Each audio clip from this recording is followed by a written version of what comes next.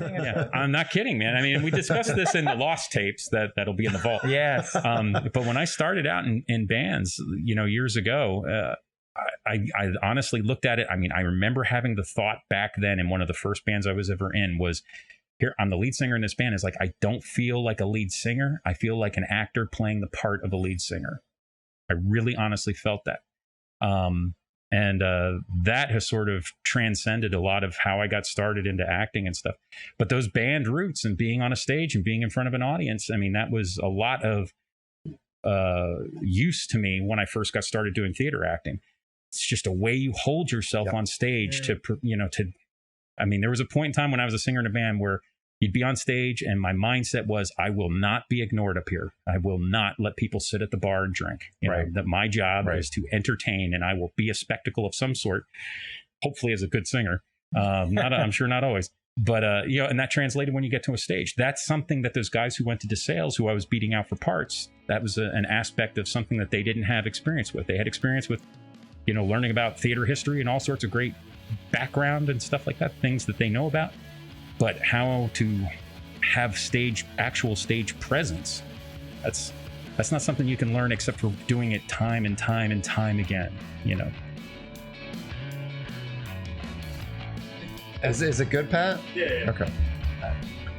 I'm so sorry, Gene. Hey. No, that's right. I'm so sorry, Gene. Is this where the theme music is in the background as we're fading? Yeah. Cool. Yeah, our Love theme that music. catchy stuff. Oh, okay. Yeah, we're on. I tried to play, we have a Google, what's it called? We have a Google Home in the office here, and I tried to get it to play Queensryche for you to come into, and it didn't work because Google Home only works like half of the time. Okay. Mm-hmm. I just thought I'd tell you that, so you can have that in your mind going into this.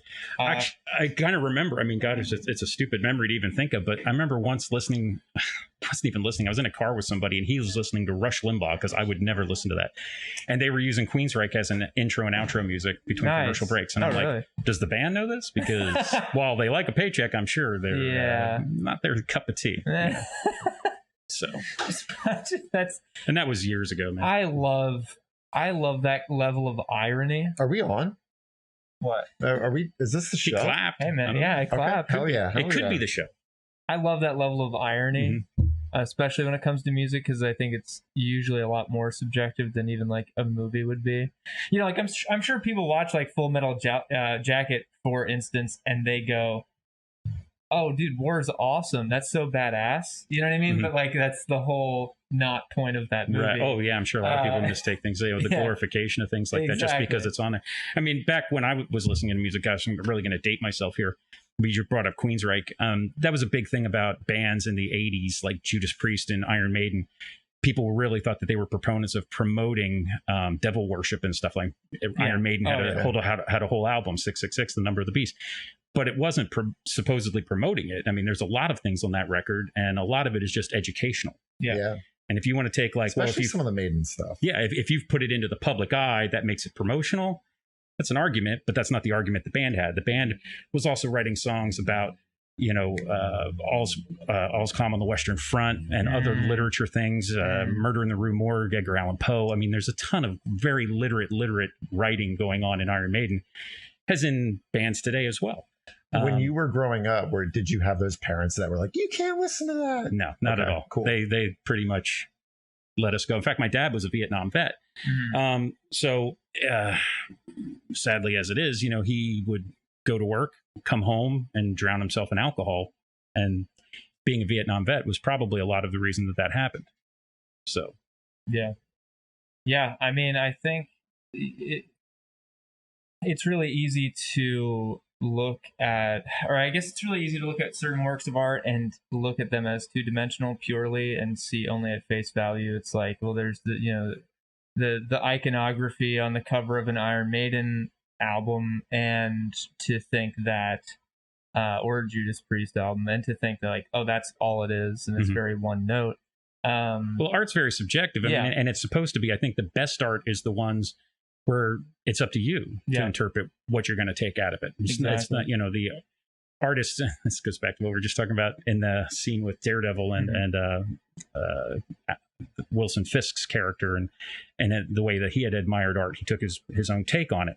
And that's what really great art is supposed to do in all forms, whether it be dance or painting or filmmaking. You take out of it what it means to you.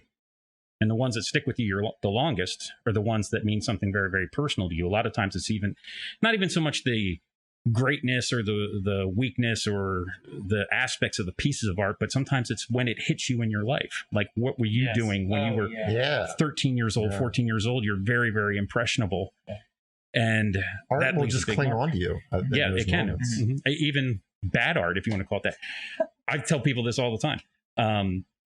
Probably 50-60% of the reason I ride a motorcycle today is Grease 2.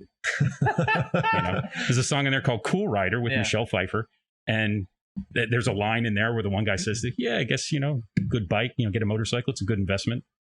And the guy's like, yeah, it's got to be a bike. And I was 13. I was 30 when at 13 years old, that's all I needed. It stuck with me till I was old enough to buy one myself, and here I am still riding today.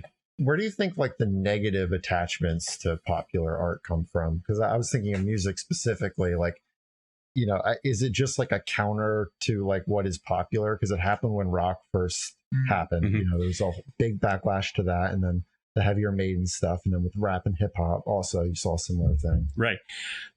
I don't know. I mean, I can't say. Again, it's art, so it's all subjective. But you can look at any piece of art or something that's at least thrown in your face, a very pop culture successful piece of work, and say, what positive or negative impact did it make?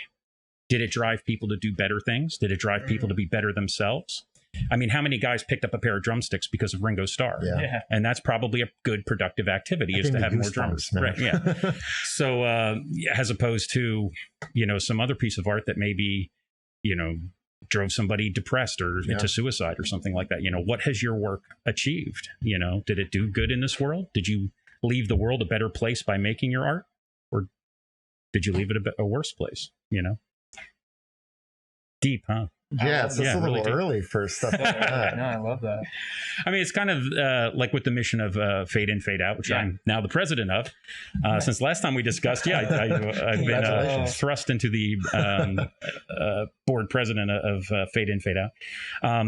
But our goal being to promote filmmaking in the Lehigh Valley, to make better films in the Lehigh Valley, to give more opportunities for everybody in the Lehigh Valley. And that was the goal from the onset. And, hopefully, by the time we're all too old to do it anymore, we can look back at that and say, yeah, we did some good. We made a few opportunities. We increased our value here in doing the hard work that we do. Yeah, I'll be honest. I mean, I think that especially lately, there's been such a, lately, not counting that stretch that we had where no one was allowed to leave their house. But I think the amount of filmmaking coming to the Lehigh Valley and how alluring of a location the Lehigh Valley is becoming for filmmaking, I think is very much in part to FIFO and what has been done there and the community that's been fostered there. I think FIFO really drilled down to the essence of what was most important to kind of get that started and to create the infrastructure needed, as basic as it was at the time. Just like, everyone needs to get into a room and talk about projects, right, and network and meet each other. That was really the get-go from the beginning with it. Bill Hart and I wasn't the first. I'm sure tons of people recognized it before I did, that there was a lot of talent in the area, not just actors, but there's a lot of people with experience, people who had been working in New York City and decided to move out of New York City, costumers who had ties to shows that were shot there, and all sorts of things. And there just was no central way to locate any of them, So when a decent opportunity would pop up, it'd be like, well, there's no resources here to do it. And there's just no way to get in contact with them. So that was really the onset of what we've done. And then, through educational opportunities and just trying to better ourselves, we've continually tried to raise the bars, for all of ourselves and what we do, regardless of the principle of what your media is. Like, if you're an actor or cinematographer, the more work you do, the more opportunities you do, the harder you can apply yourself to these things, the more experiences you can have, it just makes it better for everybody. Right. And that's really the goal. More opportunities for everyone, raise the bar for all of us. Yeah. Wow. It's really interesting to think, like, how many other places are there probably that just have that untapped potential, but there's no organization to just, there isn't somebody going, hey, like, we're all here. I kind of think of it like there's a lot of people who don't know what they want to do with themselves. It's kind of like that on a bigger level. Like, it's there. They just need somebody to be like, hey, like, all of these things can line up if the right situation. Yeah. And then there's other places too. And I've seen it. There's kind of a correlation to theater too. That's kind of goes along with this, but like Philly, they have film.org and they're pretty well organized and they do a lot, but they have a lot more people in that, demographic in that whole area right there. So that's an example of what we would try to be more like. We're different than that, though, because of having all that New York City pool of talent that's kind of drifted into our area. Plus, it's not so urban as Philadelphia, so we have a lot more different variations and things like locations to shoot and things like that. And every place has its own like unique facets. I know Reading kind of has like its own little budding, people trying to make films in Reading and stuff, and they have a film office. So that's trying to get something going. Yeah. And in some ways it's pretty well organized, but it doesn't seem to get as much traction for some reason that Fade In, Fade Out does. And yeah, you're right. I would think that you could probably drop a pin in like Decatur, Illinois, or Decatur, Iowa, or whatever, Des Moines, Iowa, and find like, yeah, there's the same thing, but they don't have an infrastructure figured out yet to do this. And then go to other places, like Miami and find, oh, wow, they're light years ahead of us. So yeah. But it's interesting too. Like I said, there's a correlation with theater stuff. So I've done theater in a bunch of different places. Right. Now, do you think it's kind of easier for theater on a local level because we have something like the Playhouse where there's just automatically going to be a network? Or does it not operate like that? It's not the same. It's weird. Like when you go to different theater places, certain areas seem to have like a really and it comes from who's living in that area. Like there was one really good, talented guy who really got the ball rolling or something, and that really created an environment. Lancaster's a great example. Lancaster has this great theater background. It's there. I mean, if you go to Ephrata, parts of Lancaster, there's a theater called the Theater of the Seven Sisters. You've got the Sight and Sound Theater where they do all the religious plays and stuff like that. There is a huge theater thing going on in that Lancaster area. And that's because there have been a few people there, probably New York City dropouts who got tired of living in the city and just really got things. In fact, I know one of them. There's this guy. He's no longer with them anymore, but at a theater in Lancaster called the Theater of the Seven Sisters. This one guy came there like 25, 30 years ago and really got things rolling in that area anyway. It's not the same as Ephrata, but Ephrata's done really well too.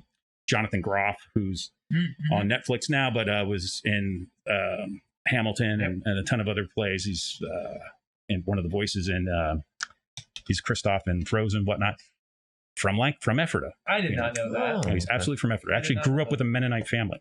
Wow. So yeah, not your typical Broadway guy, but found a very professional, well-run theater background happening in Ephrata, and he had a real natural talent for it, and that just helped get things going. And as soon as he got to New York, they could recognize talent when they see it.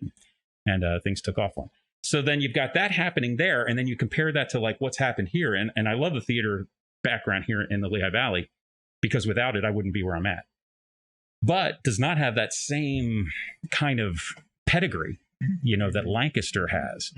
And there's other places. Again, you could go to Des Moines, Iowa. You could go to Boise, Idaho, and you're going to find it. I hear there's a place in Idaho, actually. It's not Boise, but nearby in Sun Valley. But because Bruce Willis and Demi Moore owned a house there, they've got a theater program in there that's just like light years ahead of the next 4 states around. That's crazy. Because of somebody being there, somebody putting a little bit of money into it, a little bit of effort into it and stuff like that. So, wow. I think it's really important then. I think that really goes to show how important it is for those who, those who do have the facilities, those who do have the resources to attempt. If they do care, if they're one of those people who does care, even looking back, if you've come from maybe a place that you thought when you were coming up didn't have as many resources as you'd like, to go back, if you do well enough, to come back and to try to instill a little bit of that back into that area, because I think the arts I think we saw recently this year how important the arts are, how important it is to support the arts, because when nothing is going right, that's really all you have to turn to, you know, a lot of people. And for there to not be enough infrastructure there to support that and to support people who have an interest in it as an outlet, you know, I think is unfortunate. And so, like, the more people who look at an area like that that's in need and say, well, we should, even if it's a matter of just volunteering, you know, you don't have to build the newest, most technologically advanced, you know, theater, but, you know, it's important to give back. That's for sure. You know, if you have the ability, I think you should. You know, it's the Jack Lemmon quote about, you know, sending the elevator back down for the next guy. That's unfortunately it's a Kevin Spacey reference as well. Maybe not the best territory to go into, but yeah, it's important to give back, and that's part of Fade In, Fade Out's you know, mission. I mean, we didn't explicitly set out to give back, but we're, you know, that's essentially what it comes down to doing. You know, doing the best with what I've got to offer. And everybody else too, Michael Owen, Bill Harton, everybody who's, you know, offered their experience and their level to help everybody else get their movie made. You know, we're seeing a lot of people now who are, you know, not explicitly making a fade in, fade out film, but, you know, they use the networking that we've helped them accomplish, and God bless them. That's why we did it. It's 100% why we did it. Yeah. So. And with that comes more, you know, the more project. Have you felt that since FIFO has gotten stronger as an organization and more people have come to it and then really flocked to it, have you felt that it's been a better experience for you to work within in this area, like to find people that you really click with and to work with and collaborate with and to find opportunities? Like, has it helped you? And has it helped me personally? I mean, not hugely. You know, not most of my opportunities still haven't come from, you know, they come from me knocking on doors and going to my own auditions. I mean, a great example is I'm in the Herrings web series. We should bring that up too, the Herrings web series and the Blood Queens web series. But nonetheless, you know, I auditioned for Herrings. Keith didn't know anything about Fade In, Fade Out. It had started at that point, but he didn't know anything about it. And I got the part on my own, and is still to this day the only Skype audition I've ever done where I got the part via Skype and didn't have to go in person or anything. But since then, Keith has been one of the biggest recipients of FIFO's resources. You know what I mean? And that's because of his connection with me. You know, he had asked me, just literally out of trying to save me a trip down to Philadelphia, he's like, hey, if you know a place where we can shoot to be your house, your character's location, let's try it. And we were able to use Bill Harton's place. So that was great. And that was our foot in the door. Then the next time he wanted to shoot up in this area, he's like, I'm going to have to cancel the shoot and maybe back it out for a couple weeks because I lost my sound guy and I lost my camera guy. And we've got guys here, check them out, you know, and he would look them up, JB Earl and Dave Ondusco. And sure enough, so now we're bringing work. It's not just using the locations in the Lehigh Valley, which brings money in its own because you got to feed people and do things like that. But now I'm getting, you know, people who are directly attached to Fade In, Fade Out, getting them work on sets with these things. So again, that's a whole direct connection with Fade In, Fade Out. Is that an asset for me? It hasn't gotten me a job yet, but it's been very beneficial. You know, so I can say that. And to be able to work more locally and not have to drive down to Cherry Hill or something, you know, I mean, that's a definite benefit as well. It's a huge benefit, I think. It is for me, but I think it's a big thing to be out here because it's like, you know, New York City, Philly, they're obviously within driving distance reasonably to commute to. It's like, well, preferably if you could do it here, that would be way better than making that commute. You know? Of course, then he has to make the commute up here along with the other characters and stuff like that. So other people are commuting, but he's found it very beneficial to work in the Lehigh Valley, and he likes to do it as, you know, when he can and when it makes sense. He makes a lot of smart decisions. So, you know, it's been a very much a win-win. Yeah, he's been well, yeah, that's right. You were there for the last photo shoot. Yeah. Good times. That's gotten pushed back now. He was hoping to shoot this season, the end of August. Obviously, that's not going to happen now, so I'm not sure when that's going to shoot. But the other thing that I'm in, Blood Queens with Gabby DiMartino and the whole thing, that's going to shoot September 1st. We start shooting. Oh, wow. That's season close. 4 for that. So, That's awesome. yeah. Wow. And so how do you think how have you, especially in your line of work, with everything that's going on this year, a lot of stuff getting pushed, a lot of stuff getting canceled, a lot of stuff where it's just so up in the air to where you're almost like, I don't know if it's ever going to happen now. Right. How have you kind of handled that and managed that, both in terms of mindset and practically, like, how have you been staying like centered, you know what I mean? Right. All that going on. You just sort of have to roll with the punches. I mean, it is what it is. People get frustrated. I think a lot of people have this fear, you know, of this going on forever. Yeah. And this all happened, in my opinion. This is just my belief. You know, it happened in 1918. It lasted about 2 years. And by about 1921, nobody was wearing a mask. Nobody, you know, we as people, especially in this country, are incredibly fickle and easy to forget things. And as soon as it becomes safe, and herd immunity will eventually do its business the way it always does, or a vaccine will make it even quicker, we'll go right back to doing our normal 9 to 5, you know, doing what Americans do, trying to make money, trying to, you know, get a hustle going, you know. So it'll all go back. So in the meantime, it's just going to have to roll with the punches. I got to be honest, it's been, for me, I mean, pretty good and enlightening. Not good. I mean, in a way, great. No, I actually have the same. I feel like the odd guy out sometimes, but it's been great for me. Well, I've never been closer to my family. Yeah. Because in the hustle of trying to find acting gigs, and I do sound up at the Mock Chunk Opera House as well, and then having a full-time job and trying to pay the bills, you know, I've never been able to spend this much time with my family. We've never laughed harder. And we're not going on like these great vacations or anything like that. We're just playing card games around the table or, you know, enjoying a movie together or getting some ice cream or something, you know, and bringing it home and doing things like that and really focusing on family. So that part has been fantastic. And it's something you could never put a price tag on. And it's what I am sure I will look back at this 10, 20, and 30 years from now and say, that was one of the best things that could have happened for me is to be able to spend time focused on family. Kind of really needed it, you know, in a way. I think a lot of people did. Right. You know, I think that's part of what, because I'm kind of in a similar camp. I think there's a lot of, for as obviously terrible of a situation as it was, there is some level of silver lining where, I mean, kind of like you said, everyone will go back to the 9 to 5, everyone will go back to the hustle, whatever. Right. I think there's some comfort in knowing and believing that it will go back. You know what I mean? And I believe that 100% with all my heart.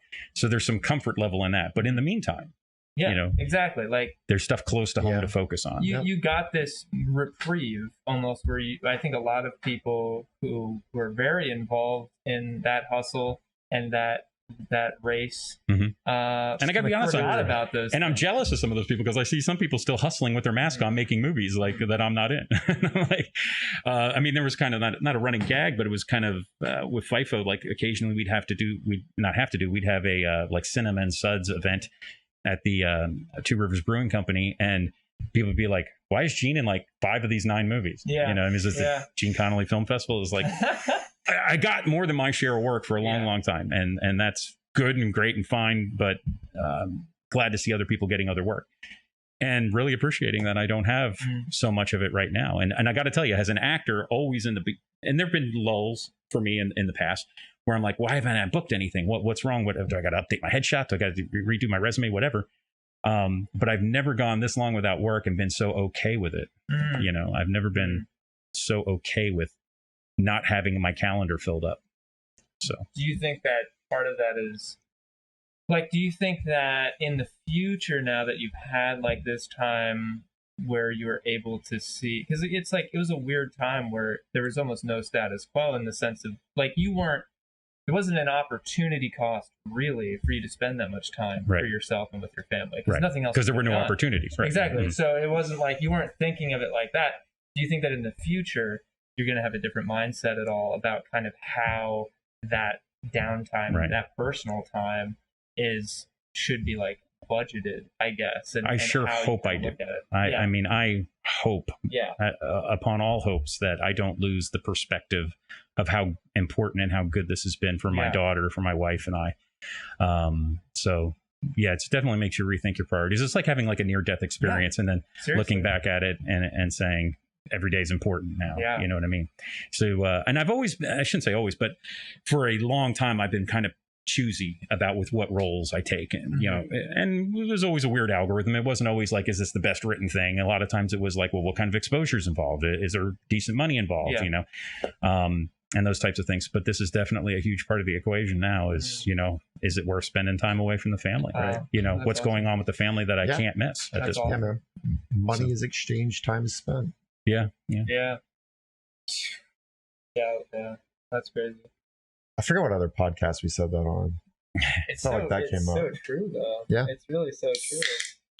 Sip check. So anyway, you were saying. Yeah, I was going to say, it's not even a question. It's just I wanted to say it just to get it out there. You were on the show before. You were actually on the show a while ago. The Lab 212 show. The Lab 2, the poorly edited podcast. And it was at our old studio. That's how long ago it was at WXLV. And for those of you who are wondering, like, where that episode was, if you missed it, we don't know. We don't know either. And so this is actually kind of like a, you know, my thing when it comes to losing footage that you recorded for like an hour, and in terms of that time is spent, money is exchanged, saying it's like we really spent quite a bit of your time that day. What possessed you? Well, it did go on to come back. Like what is? It hit iHeartRadio. That's true. That's true. We were live. You know, okay, I didn't know that. Yeah, see, there was that. There was. So, I don't know. Are you sure that didn't like get saved? It's like in the vault somewhere, so that like someday when this becomes hugely successful, you'll be like, you know, some of it. We actually have half of. So we only have one. I guess we could release just the audio, maybe. Yeah. What? At some. Yeah. Why not? That's what a podcast is. Sometimes. That's true. I don't know what we're doing here. Honestly, he's really getting us. We deserve it though. No, but we only. It was the video portion that really got messed somehow up. The audio wasn't the worst thing. Yeah, somehow. So. So yeah, that was really the hang up with that. But then it was like, by the time we actually just recently, because of the pandemic and everything, all of our stuff got very messed up with things that were in transit. We didn't know where everything was because we had to just kind of get everything and leave, you know, on the drop of a hat. And I think I had like 15 SD cards at one point, most of which weren't mine. Yeah, it was ridiculous. And so by the time we realized there was actually a problem with it, you were already talking about wanting to come back. And we were like, well, we just it's no problem. Schedule out again. Ask an actor to talk. I mean, that's it. You know, you don't even have to ask. You have to ask me to shut up. Really, is what you got to do. But you know, obviously, when we recorded that, then pretty much everything I was there to promote and talk about, besides Fade In, Fade Out, has changed or altered. I've been moved 3 times. You know, that's true. I mean, I think I plugged the Jim Thorpe International Film Festival. That's moved twice since then. That was supposed to be in April. Hasn't happened yet. No, but they still have it on the calendar. So it was supposed to be in April. They moved it to September, and then that wasn't going to happen. So now currently it's November 12th, 13th, 14th, and 15th. I would love to go to that. Is it going to be in person still, or is it going to be online? The intent is to be in person. I don't think that they intend to do it online. Really? So it's either going to be in person or they're just not going to do it. Wow. So, right now, that's what it's scheduled for, is November. And if not, then I mean, I can't speak for the people who run it, but I would imagine they're just going to wait till next April if they can't do November. Yeah. To do it on their annual date. That makes sense. Right? Yeah, that makes sense. But at least they're still giving it a try. That's crazy. But it's literally the only thing on the Opera House calendar that's looks like it has any hope of happening. So everything for September and October has been canceled, pushed, rescheduled for next year, stuff like that. So it's crazy how almost it doesn't seem like it's going to be that long until we come back around. Oh yeah, no, it's almost March, dude. Yeah, exactly. It's like, wild. And it's going to be like, well, there's no point in rescheduling because it's just the next year. Yeah. It's like in many ways this year is a write-off. You know what I mean? 100%. It's weird. But really weird. You can make it special in your own way. Yeah. You know, for a lot of people, this will be something that everybody's going to remember. You know, for sure. Yeah. So. Yeah, for sure. It's crazy. I mean, it's also, I think we're all very fortunate, at least here, that it didn't affect us in a directly negative way to where we were in a position to glean anything positive from it, you know. And I've said this very fortunate. And I've said this to people too. I mean, in this current predicament and climate and stuff, to see some of my friends out there still working, you know, in masks, working hard, and listening to all the difficulties. We talked to JB Earl at the FIFO. Don't tell me I didn't turn my phone off. Nice. I put it on mute. Bring him on. Bring him in. It's just an alarm for my daughter's medication. You know, but we've talked about what, you know, using fade in, fade out and our Zoom meeting 2 months ago as a platform to discuss, you know, how people are working and what you're doing, you know, what kind of precautions people are taking and stuff like that. And I've said, people who figure out a way to do this safely, to still be productive safely, are going to have a really big advantage when these things come back around, when festivals are back open, and when people start being able to work together and stuff like that. Now is really, it's always in trying times like this, it's the time to really figure out, you know, a way to do things differently. And if you can be productive and find a way, then those are the people who are going to have an edge. It's always been that way. And I think FIFO is just as important now as it was before this or after this, because you still have just an opportunity to teach or to just bring up information like that and make people realize that. What's it been like navigating FIFO through this? Well, it's been tough because we're not, you know, online much. You know, that wasn't the way we did things. We were very in person, you know, at the meetings and making phone calls and working together on sets and stuff like that. So we didn't hop into doing Zoom meetings right away. We only had the first one in July. And we were supposed to have one in August, but we had all that major tropical storm damage come through. Most people were out of power or out of internet service, so we actually canceled that. We were supposed to have a guest speaker, Eric Bork, who is a screenwriter in Hollywood. He's going to be speaking at the September FIFO meeting, which is September 1st. Not sure when this is going to air, if ever. If ever. But if it does air before September 1st, you're going to want to check that out. He's written for The Pacific and several other shows like that. Pacific was on HBO. So he's a very experienced, very in Hollywood, knows the whole drill. And he's going to have a lot of great information to offer. I won't be there for the Zoom meeting on September 1st. I would have loved to have been there for it in August, but we didn't have it. But September 1st, we start shooting Blood Queens. So I'll be on set that day. I think this comes out the day before, right? Because aren't the meetings always on a Tuesday? Yes, it'll be Tuesday, September 1st. Come out. Yeah, look at that. Right. Perfect. So the only way to ever get in the Zoom meetings for Fade In, Fade Out is to go to the Fade In, Fade Out website, which is www.FIFO, FIFOLV.org, and sign up for the MailChimp emails, because that information won't be published to the public on Facebook because anybody could look at it. So it's going to be by email invitation only. So anybody who wants to do that, FIFOLV.org, and sign up for the Fade In, Fade Out email, and you'll be able to get in on all of the FIFO Zoom meetings. And again, this September with Eric Bork, and there's plenty of the normal FIFO networking and talking about what our local situation is and stuff like that, keeping people up to date on projects that we're all involved in. Are you excited to be on set? Oh yes, very much so, to get back. In fact, I'm a little nervous about it because it's like it's been a while, so it's like, are the acting chops up? You know, and so I don't have an acting class to go to you know, kind of brush up on anything.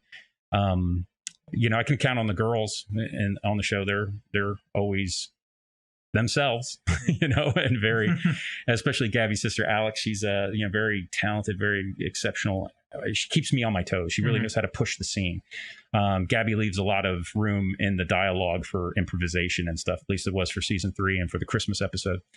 So and that's a good situation to be in when you're trying to make something funny and campy, you know, where it's very loose on set, you know, as far as that goes. But they, you know, very small set too, you know, 5 of us actors, maybe 6 at the most, 4 or 5 crew. That's it. Wow. You know, really? they keep it very, very small.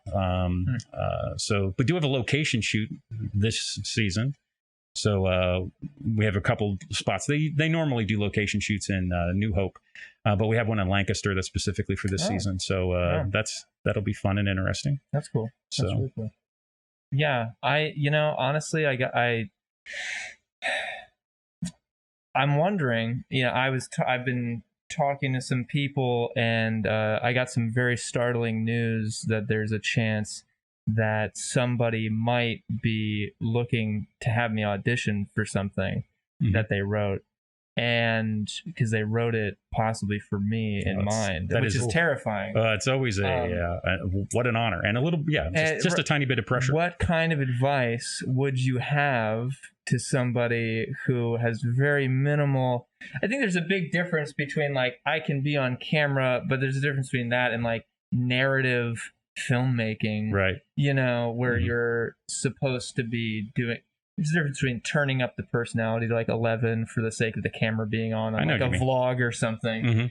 So what kind of advice would you have to somebody who is interested in auditioning, is interested in pursuing, maybe applying to some talent agencies or some stuff like that? That's a broad question. I thought you meant for you specifically. For this. Anyone. Okay. I mean, for me, for anyone. I don't know how. I mean, a lot of people are big on recommending that you just be yourself, you know, and it's an incredibly complicated algorithm to think about what you're trying to give to these people. But I mean, if they write something specifically for you, I'm riffing here off the top of my head, but if they're writing something specifically for you, which version of you is it that they wrote for? Oh, no. You know what I mean? Do they know you from something specific? I'll give you a good example. I did a movie a year ago or 2 years ago now that I got a call from a guy who I did work with him like 4 or 5 years in the past. And he's like, hey, I got this part. I think you'd be good for it if you want to videotape an audition, right? So I only worked with him that one time. So the only thing he could possibly remember is what I did on that one. You know what I mean? So if he's saying, hey, I think you'd be right for this, it's because almost for sure he's thinking, hey, that guy who did that cowboyish kind of thing, blah, blah, blah, when we made this movie, you know, because I did this kind of, you know, talking a little rough, tough or something like that. So my audition, I made sure I leaned into that. Oh, that's interesting. Totally different character. I mean, the thing I did for him 5 years ago was supposed to take place in like 1890. Yeah. And this is supposed to take place next year. You know what I mean? Like in 2021. You know what I mean? But I know what he's expecting. Right. So you have to, you know, fulfill people's expectation. The other thing about auditioning that's the best piece of advice that I've gotten and that I use is to understand that when people have asked you, when you send out a headshot and you get lined up to do an audition, it's very nerve-wracking. It was for me, still is to a very large extent. But the thing that helps smooth it all out is understanding that they have a problem, and their problem is who's going to play this part. And your job isn't to be the world's greatest actor or anything like that. Your job is only to help them solve their problem of who's going to play this part. You know, if I don't have somebody to play this part, we're screwed. We don't have this movie. We can't make this right. This is going to suck without the right person. Try to do your best to find a way to fill that gap. You know, that's really that simple, you know, but it's also very complicated because then you have to read the script. What's your instinct on this? Do you even have instinct? Do you have acting chops? Do you have acting practice? The way I would attack it versus the way, say, Gabby's sister Alex would attack it are completely different because she has so much more training than I do. Really? Yeah, absolutely. You know, but I've leaned on instinct for so long and been successful with it. There's no reason to not continue to do that. In fact, it would be alien for me to not lean in that instinctual direction of like, this is what my mind is telling me is in the script. And if I don't do that, and I try to do something else, 9 times out of 10, it won't feel right to me to do it on set, even if I get the part. So, how'd you learn that? Was it from thinking, oh, well, maybe I should kind of lean in a different direction? Like, do you understand? Well, one, it comes from having a different background, from coming from a less traditional background of being an actor. You know, I mean, I started out as a singer in bands, and you know, so when I started acting, I was going up in auditions at theater places against people who had 4-year degrees from DeSales, and I was getting parts and they weren't. And it's like, well, why? And it's like, well, it's because you're giving something different. You're giving something fresh. And that fresh thing was partly instinctual. Like, what do I think that this is? And it's not always right. And you get better at it because, you know, you gain some experience and you gain these insights. I mean, one of the first things I auditioned for was South Pacific. And the song Stranger in Paradise. And I was familiar with the song from Frank Sinatra singing it because I'd been in wedding bands, right? That's not the way you sing Rodgers and Hammerstein. You know what I mean? They expect it very straight, very strict, very Broadway legit. And I wasn't doing that. I got some other part, but I learned from that. It was like, okay, this is one where my instinct wasn't right. You know what I mean? You don't know enough about theater. When you talk about that instinct for something that's with that, I guess you had the ability to maybe know more of the source material and how maybe what they were expecting, but for something that's totally new, how do you kind of infer that what's going on in the script and get that instinct out of just words on a page about a scene. I can't explain it, other than what I've just done for years and years. I mean, I read a script and many times the first time I read it, something hits me, like a cadence in the way it's written. Right. I can't teach that. Right. I can tell people to look for it. In fact, I did The Lion in Winter, and somebody else was looking at doing a production of it sometime in the future. And I said, I'm telling you, there is a cadence to that Henry II part.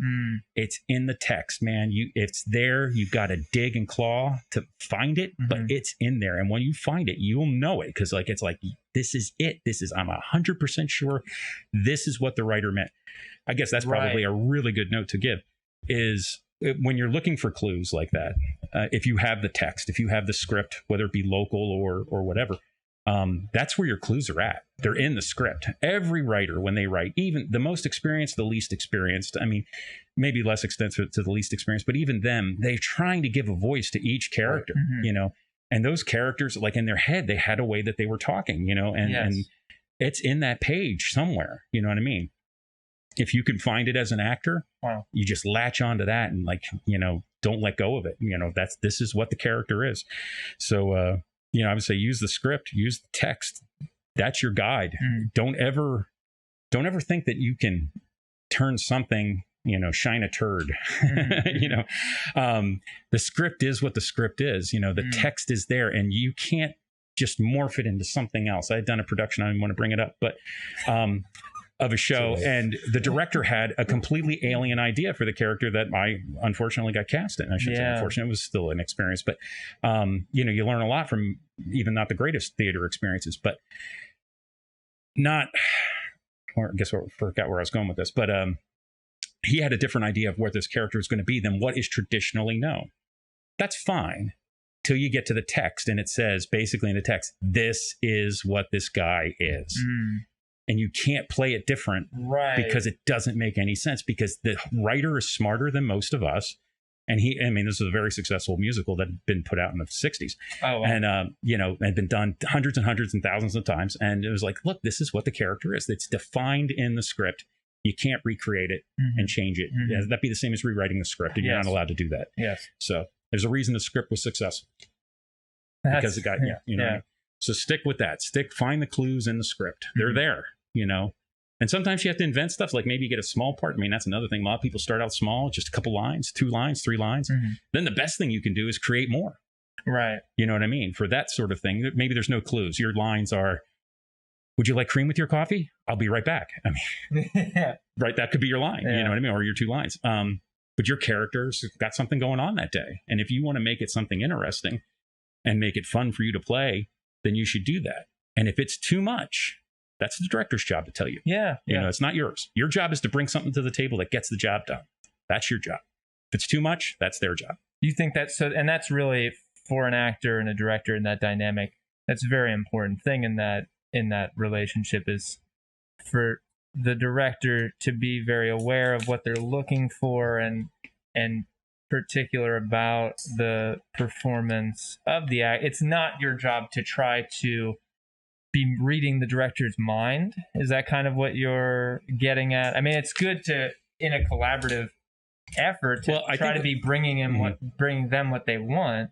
But is it's not so much so that you're trying to find, you're not going into it thinking, I'm going to try to give it the perfect performance that I think the director I see what you're saying. Do you know what I mean? I think I do. At least I can elaborate on what I think you mean. I think the actor's job is always to give the character what it needs. Yes. And that's your job. That's your job as an actor. That's your collaborative input. I think it needs this. It's the director's job to tell you when you're wrong. Right. Seriously.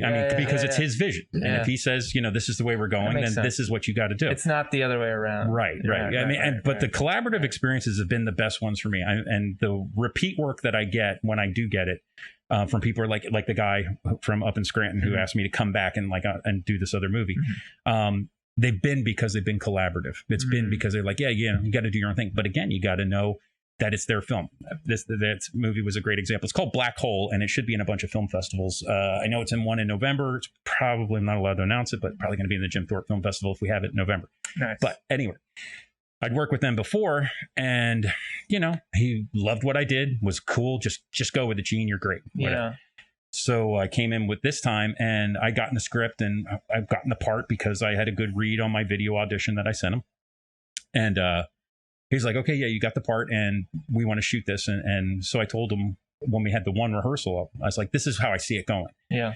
I was like, he's too upset. He can't sit still. He's going to get up. He's going to look out the window. He can deliver the line like this. And they're like, that's not what we wanted to do. We wanted to do this one long shot across the table with the family there. And I was like, the text, it's like, it feels like he wants to be all upset and stuff like that. It's like, but this is the shot that they've envisioned. You know what I mean? Right. So it's like, so after they explained it to me and I sort of could picture what they're talking about, I'm like, okay, we're absolutely going to do it your way. I will find a way to make my text work in that context because I see what you're going for. You want this shot.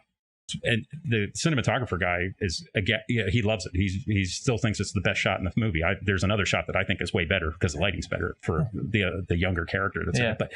But nonetheless, he's in love with this shot because we did this whole roll in shot, roll out shot with the energy and the whole like tension building and just whole breaking point of not, I don't know what they're going to do. But, my instinct as an actor was I want to get up and leave the table, and he's like, no, that's not the shot. You know what I mean? I'm like, okay, that's interesting. Well, then let's make this work. And I'm going to have to change my performance to make this work. And it does. It's a good piece of work.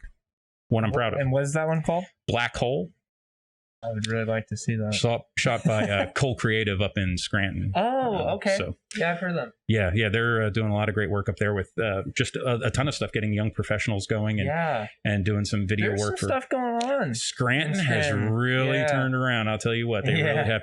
And I said that years ago about Easton too. I remember going to Easton to audition for bands back in the 90s, I guess, or early 2000s, and then when the first film I did with Bill Harton, it's called The Writer's Muse, and that was released in 2010 at the second Movies at the Mill Film Festival. Yeah. Right? Yeah. And the Simon Silk Mills. And I was like, wow, Easton is like totally made a turnaround from what this really scary place that it was in 1999 or so. It was like, that was not a great, I mean, I was seriously like, I'd be like auditioning for bands and like, where is it? Yeah, we're on like Northampton Street. And I'm like, I might not be able to make it that day, type of thing. But now it's like, wow. I mean, that was a great film festival, it really was. It was a great time.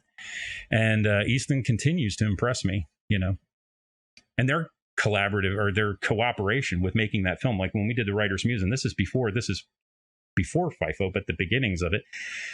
They shut down a street so we could shoot. Wow. Mm-hmm. Yeah, the police came, shut down a street and stuff like that. Very cooperative. All it took was a phone call to the right guy, and it happened. So that's awesome. Yeah. That's really cool. It's neat to see when the community does stuff like that. You can't always get that level of cooperation. Yes. When you're just like an independent little, what movie is this? It's like, it's different when Danny Roebuck calls. When Danny Roebuck calls, they're like, oh, okay, yeah, we do that. Yeah. I don't know. Maybe he has a harder time than I was going to bring up. He's told us a story where they were just like, they just woke up in the morning and just shot on the street one day, no permits or anything. And, they just did it. So I guess it just depends. Yeah. There's a neat thing to be said about doing guerrilla filmmaking, and just like run and gun and especially on that high of a level. You know what I mean? Like we're just running around with DSLRs or something. Yeah. Well, I mean, they say Rocky Balboa, the shot on the steps. They didn't have a permit for that. They were like, that's run and gun. Let's get up there before the place opens up and stuff like that. So then they turn around. That movie became such a huge success, and then a year later, when you shoot Rocky 2, you've got 4,000 extras running down Broad Street. Yeah. You know what I mean? So what a difference a year or two. Yeah, makes. it's so crazy. Yeah. Man, Rocky, for anyone who's like, I don't know if I can get my movie made. I don't know if I have the chops. I don't know. Just offered money to sell the script and not be in it, and then said, nope, I'll take way less if you just let me make it and stuff. And what they did with the score, I mean, everybody knows that music. Yep. And how the score got made for so very little and stuff like that. It's really an amazing story. Yeah, it's an amazing story. Like the story of how Rocky got made is, I feel like, at least to me, and probably to people like us and that are like wanting to be in this industry, more inspiring than the actual movie itself is meant to be inspiring. Yeah. If that makes sense. Like it's just wild. so Yeah, Well, I think it inspires two different kinds of people. Yeah, you know, right, it's right, crazy. Yeah. Another boxers. interesting one is the making of Superman with Richard Donner. That's unbelievable how that just landed Yeah. and was so successful the way it was. And I mean, they were like, here's the script. Mm-hmm. And he's like, can't shoot that movie. That's unshootable. Right. But I'll agree to make it. Yeah. But we have to rewrite the script before I go to work for you in 3 days. You know what I mean? And they're like, but we can do it. Yeah. And they have that confidence level that they could figure it out and do it and make one of the greatest movies that was made in that decade, or, you know, very few movies have been made on that level since, really. It's just unbelievable to have that level of confidence in yourself. Yeah. It says so much about the filmmaking, because sometimes some people have had, and even at the Hollywood level, with all the budget in the world, they've had all the time, years of pre-production to plan and plot and be ready and prepare. They have all these resources, and the movie's still bad. Yeah, that's true. And so to be able to have that talent and for that execution, not just on the part of the film, like the whole crew, everyone that was involved with, you know, Star Wars, the original Star Wars is a great example. That movie's great. There's so many examples where it's just like, it shouldn't have worked, and it did work, and it's just a testament to the planets aligned, the stars aligned, and boom, you know, target gets hit. You know, it's neat to see when that happens. I've always said it is true about filmmaking. It's true about theater. And I was in the military. I was in the United States Air Force, and there are really almost no times I've ever seen teamwork on the level of making a movie. You know, or the theater's the next closest example. Yeah, theater's kind of the next closest example. It's a different thing, but it's still kind of the same. You can't, you know, like theater's maybe the best example. You can't do theater by yourself, because if the audience doesn't show up, it's not theater. Yeah, you know, and that's an important part. But even like filmmaking, it's like without the camera guy, without the sound guy, without the makeup, without craft services, without, you know, the people directing traffic for the parking the cars, you know, down to everything, literally everything, down to some guy writing music in his basement, you know, to put on the music, to put on the movie. Yeah. I mean, think about it. You just couldn't do it by yourself. I mean, some people, I guess, have done it, but I mean, you really can't make a movie without teamwork. So it's probably, I think we were talking to JB Earl last week. It's probably one of the most collaborative. You had JB forms. Yeah. Before me. Well, he hasn't aired yet. We're going to air the right guy. We could bump you up. But it's one of the most collaborative art forms that there is. I mean, you can't, you know, it's just unlike anything else. Yeah. And everybody's job is so important to the final product, to that final execution. It's especially neat how it's collaborative when you use different people for all the positions. I mean, because there are some people who can do multiple things, and some of those guys are really, really great. But for example, so you got a director and a screenwriter, you know, and they've wrote this movie and they have an idea for it, right? But it needs the right look. And if you don't have the right cinematographer, you won't achieve that right look, you know, that it needs, you know. Get that done. Okay, we got the look. Great. Take it to the editor. The editor could change it completely. Like they could turn it from a drama into a comedy, you know, or vice versa if they had to, all depending on timing and what their skill level is. You know what I mean? So just there's so much that is involved in like how it can drastically shift, you know. So when all these things do come together, it is really the planets aligning in a certain way. Yeah. And people having very, very keen, good insights on like who are the right people for me to work with, you know. So I think a lot of the time when people try to contextualize what they like about movies, very often, and I think also just in the public eye, like actors are held to a very high regard in terms of what makes a movie good.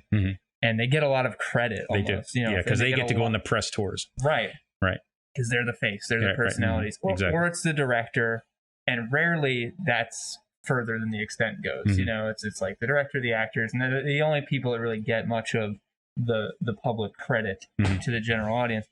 How do you feel as though that is just part of it, and that isn't necessarily like a negative thing? Do you think that it's unfair almost to all the other crew who usually are the unsung heroes of so much of what goes on.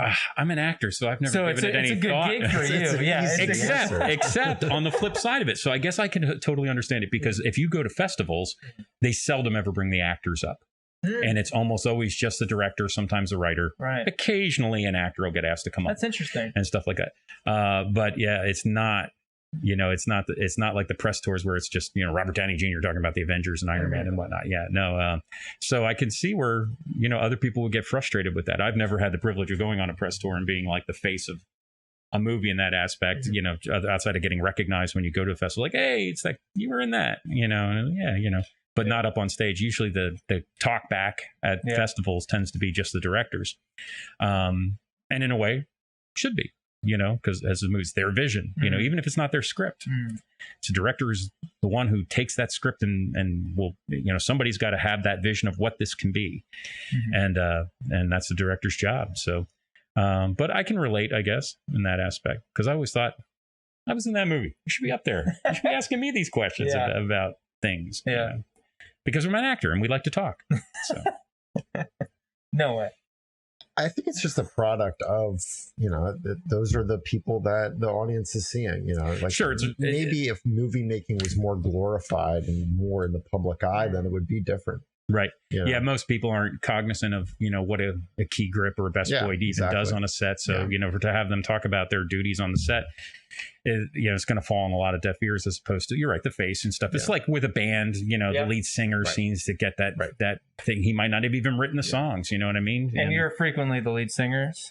When I was in a band, that's all I did. So I'm seeing a trend.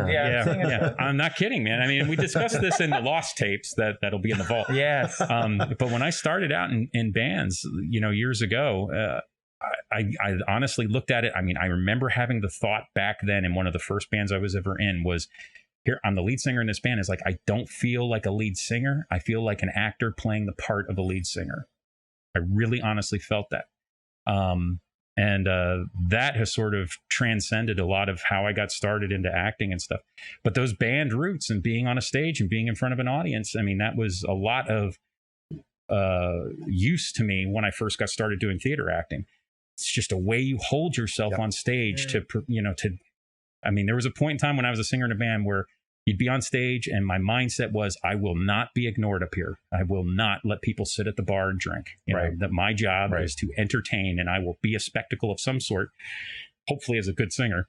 I'm sure not always, but and that translated when you get to a stage. That's something that those guys who went to DeSales, who I was beating out for parts, that was an aspect of something that they didn't have experience with. They had experience with, learning about theater history and all sorts of great background and stuff like that, things that they know about. But how to have actual stage presence, that's not something you can learn except for doing it time and time and time again, And that's kind of where it all started. So you'll do fine. Yeah, just get in a band. That's all you got to do. Yeah, just get in a band. Start a band real quick before you get in. Yeah. So tell me about this part. They wrote this for you? Oh, dude, no. Yeah, go ahead. Come on, I don't know that much about it because I haven't even read the script yet. But it's just like, I mean, it's a small thing, obviously, like a smaller production, obviously. But it's just, I've always been interested in acting on screen, but there's never really been an opportunity. I always kind of, when I was younger, I knew I wanted to do things with filmmaking as a career.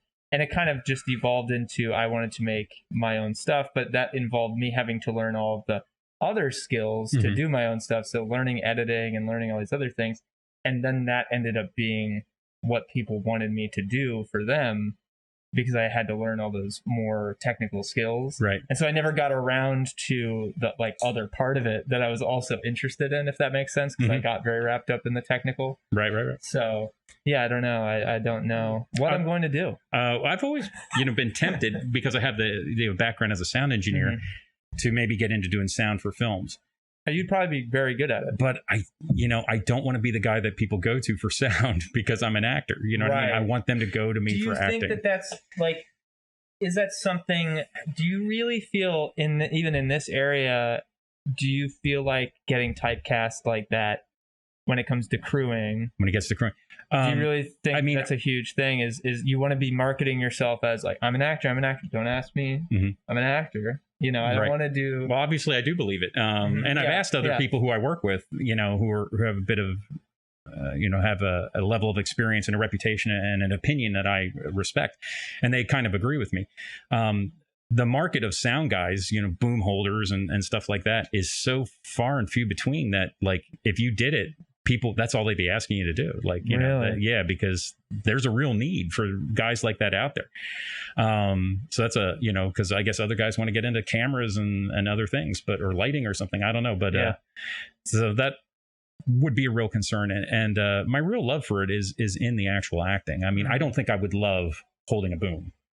Or even sitting at a computer and mixing the sound, you know, doing sound editing for film. I don't think I'd love it. I don't like sitting in front of a computer. I do it, you know, for my day job way too much already. So being involved in live band sound, like at the Opera House, it's a bit different. You know, you're not sitting in front of a computer. You're sitting in front of a mixing console. And then you're part of a working team. Yeah. And it's a very like, this is our show for tonight. We accomplished the goal. Mission accomplished. Great teamwork. Great. Everybody goes home happy. Right? Whereas acting, it's like it's this continual passion thing for me. It's like, you know, if I get a part and it's a big part with a lot of text and stuff like that, I can dig and dig and dig that, and I find real joy in working on that, even at home by myself. You know, just trying to find where that character is for me. That's, you know, I would never have that kind of passion for doing sound or you know, for you know, for film. I just wouldn't. So So you think that's also part of that decision making where you're like, I couldn't give it my all really at the end of the day. It would just be another distraction. You know, be from trying to do the one thing that I really want to do, or the two things. So I mean, I do get genuine satisfaction out of mixing sound, but it's certainly obviously very different than the acting thing. But that's, you know, that's really where I want to get. That's really where I want to wow people. Right. That's interesting. Yeah. That's really interesting. Wow. Where are we at on time? We're like, I think we have to wrap up actually. Are we showing us the door? How, real quick, you did so many things to get to this point where you're at, especially when you were younger. Like you were in bands that eventually transitioned into theater and acting, and I guess you got a degree in sound or audio engineering at some point? I went to school for it, for recording engineering. I actually went to Boys to Men's recording studio in Philadelphia. So you did a bunch of that stuff too. Like how did you balance all of those things while also trying to make sure that you put enough time into acting as well to get, because you knew that was your passion, that was the thing that you wanted I can't say that actually. I mean, I started out thinking I was going to be in a band. You know, I was thinking I wanted to be a singer, that's what I wanted, is that I wanted to be a singer in a band, even though I had that one thought, like, I don't feel like I'm a singer. Like, I feel like I'm an actor playing a singer. It wasn't till after I started doing theater, like musical theater, which came after doing wedding bands and everything else, that I found that I was getting the success that I had always wanted. I mean, when I was in a band, I mean, I was an okay singer, nothing great, but I was okay. But the bands I was in, we never saw a huge amount of success. And not like I have as an actor yet, but I have personally as an actor. Like I've accomplished roles on a level of like, yep, that's one that's one you can brag about, because few people could have done it that way. So, you know, finding acting and finding how, when I applied myself to it, that I could get that good at it, you know, that was what really solidified, like, this is what I wanted to do. So as far as finding the time for it, you know, again, I found time for it to do it, to actually learn by doing. I've taken very, very few acting classes. I mean, almost none. I took, I guess we're out of time. And that's it. Perfect. That's my fault. I think this is good. We didn't have a start. We won't have an end. Screw it. Wait, how? I don't understand how that would have happened. That's my fault, because we were about to wrap up. When did I find acting? Where do I find the time to when I was doing all these other things? Right. So, but like I said, I don't know how much we got of that, but